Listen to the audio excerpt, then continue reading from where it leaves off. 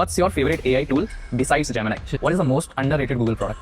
Between text to image and text to code, which do you find more exciting? What's one piece of advice you would give to developers who are just, starting to delve into AI today?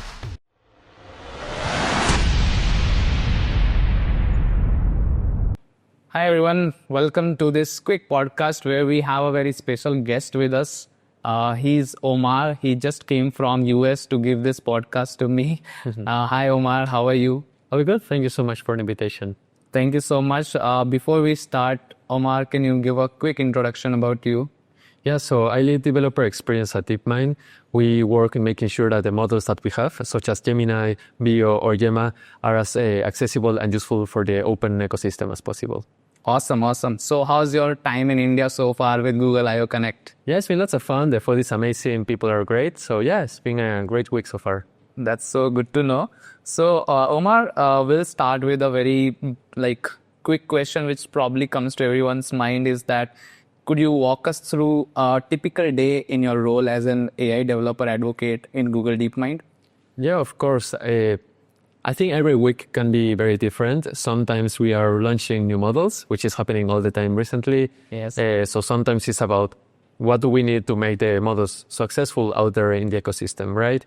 Other weeks it's more about building integrations with different popular open source libraries, right? So we are collaborating very closely with popular developers such as Llama CPP, Hugging Face in the context of open models, but then in the context of Gemini, we are collaborating with partners such as LangChain, Llama Index, Clue AI, and others. So some days it's more about actual software engineering, other days it's more about content creation and educational content, and other days it's more about how do we launch models, and other days it can be about gathering feedback from the ecosystem and working with the researchers, the product managers, and the engineers to make sure that we add the new capabilities or the new features that the community needs. Awesome. I think there are a lot of announcements which is happening today as well, right? Yeah. So I'm really excited about all the things which are happening. So I also want to understand how do you perceive your role in influencing the broader AI ecosystem in general? Yeah, I think a big part is really understanding the ecosystem. And a part of the role is not just influencing the ecosystem, it's actually influencing the people internally, right? So as I was sharing before, we spend lots of time out there talking with developers, talking with startups, talking with companies, talking with research labs, understanding which are their needs, which are their use cases, how they are building with our products. And based on all of that, understanding the friction, understanding which are their needs. We work very closely with different teams internally to make sure that we are developing things that they need. So that's one of the most powerful ways in which we can influence, really changing the roadmap or helping, contributing to the roadmap in such a way that will be beneficial for the ecosystem. And of course, a big part is also in terms of education, right? And we make sure that we are building educational content that is strongly relevant for the ecosystem, right?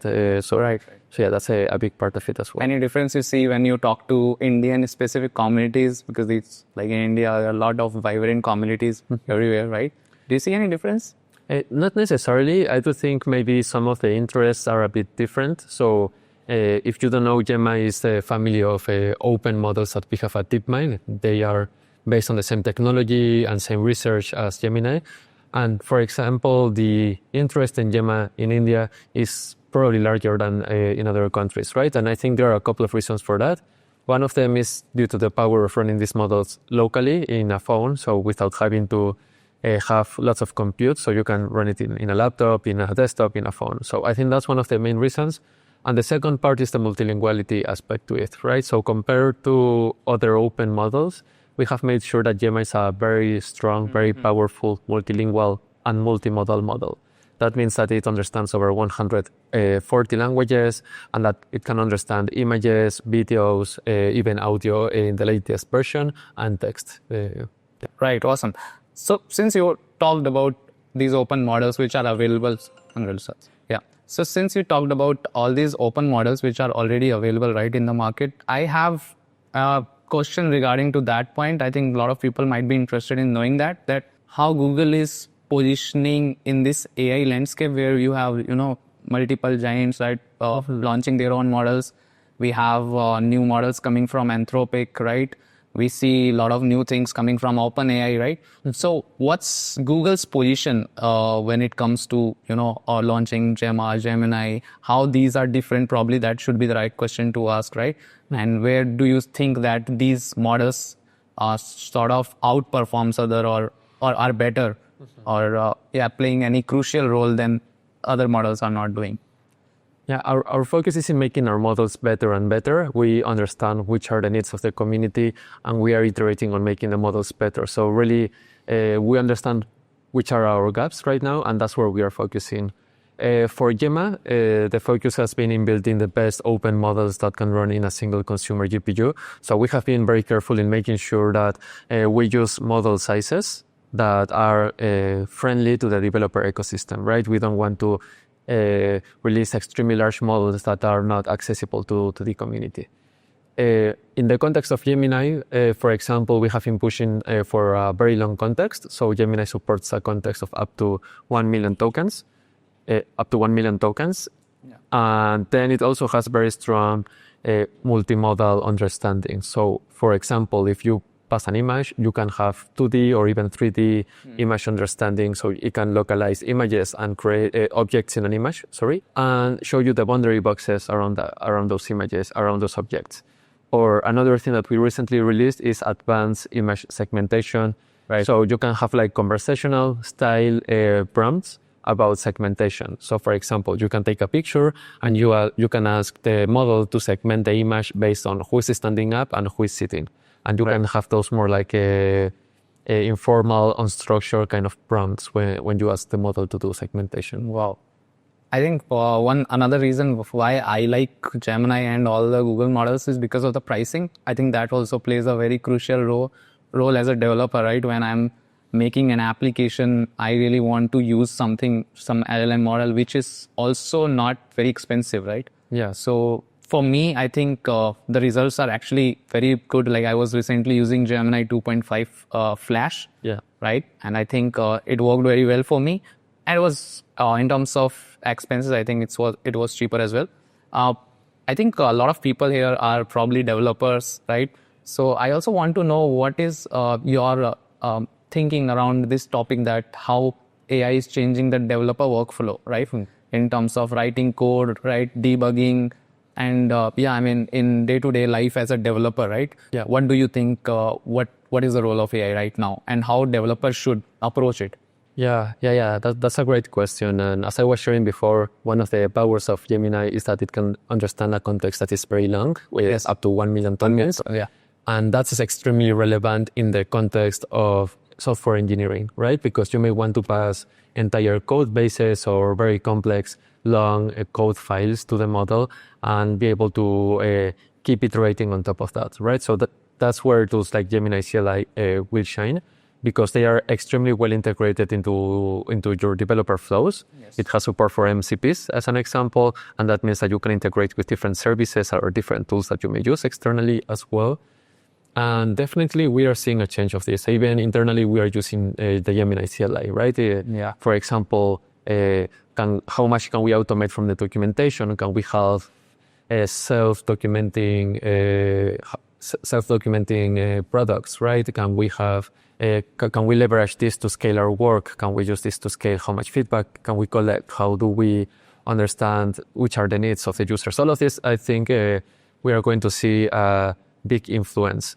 And of course, in the context of debugging, I think all of us are using in one way or another tools such as Gemini just to ask questions about why is this failing? What should I try next, right? So it's definitely interesting. I think the models are almost there in terms of quality.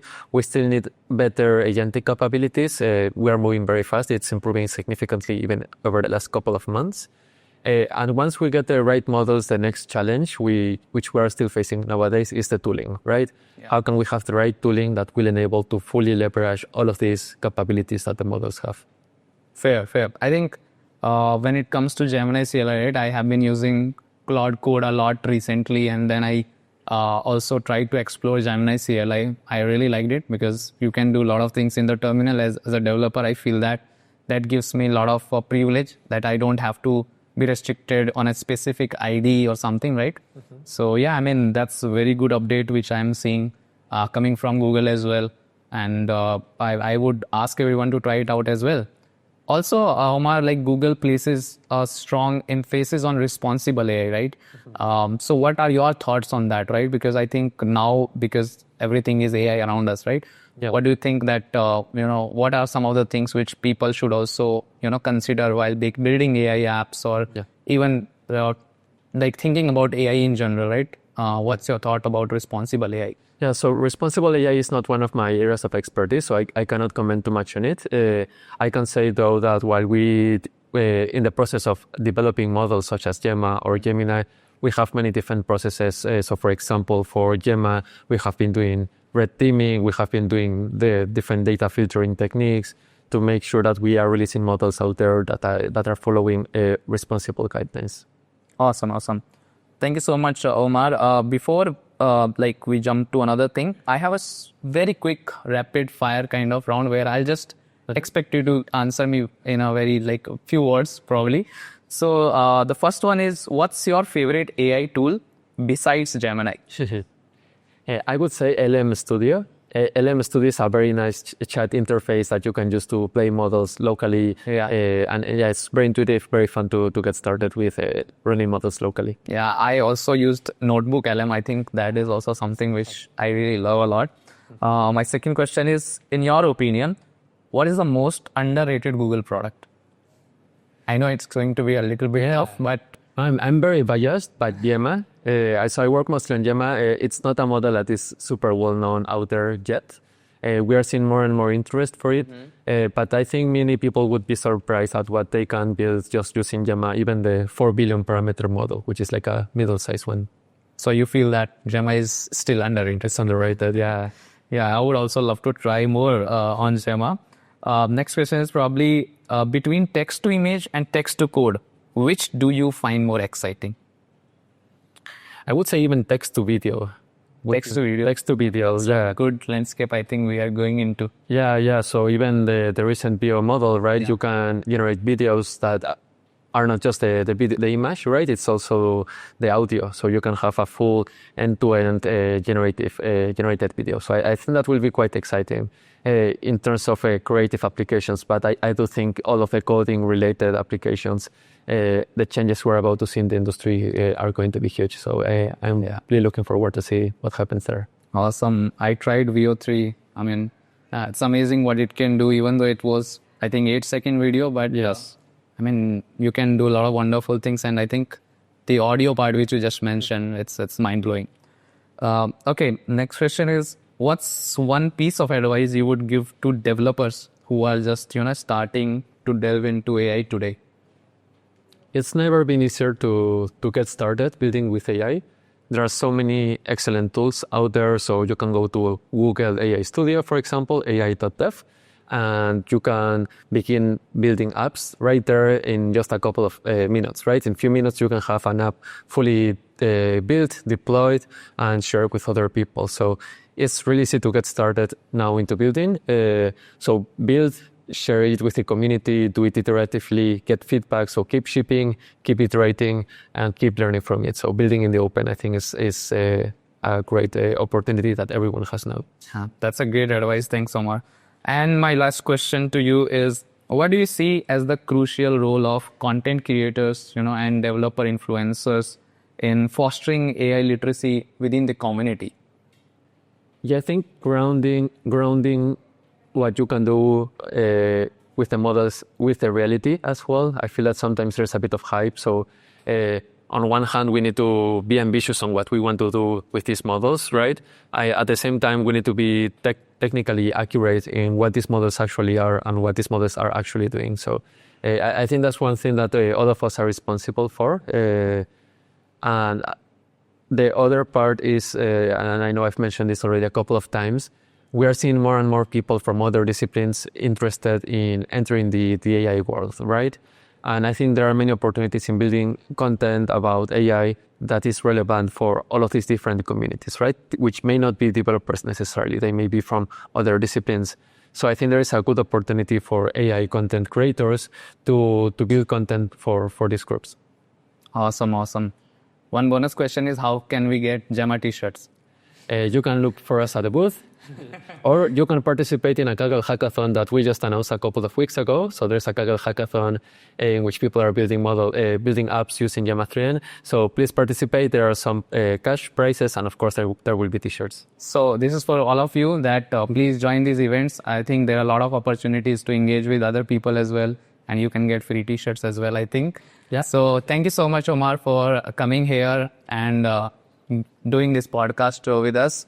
And I hope you will enjoy your time in India. Yeah, thank you so much. This was great. Thank you.